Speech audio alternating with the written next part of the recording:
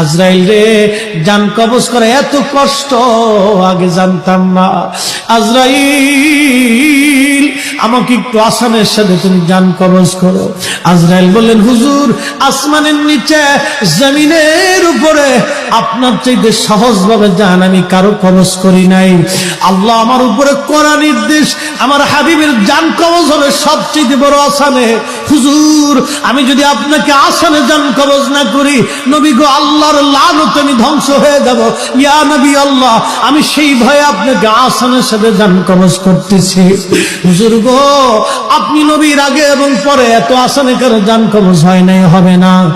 আল্লাহর নবী ডেকে বলে, আজরাইল, জান কবজ এত কঠিন, এত কঠিন, আমার কাছে কষ্ট হয়।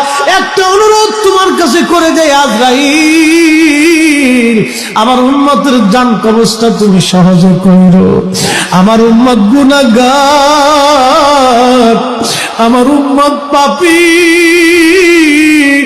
আমার উম্মত গুনাহগার, আমার উম্মতের জানটা তুমি আসানের সাথে কইরো।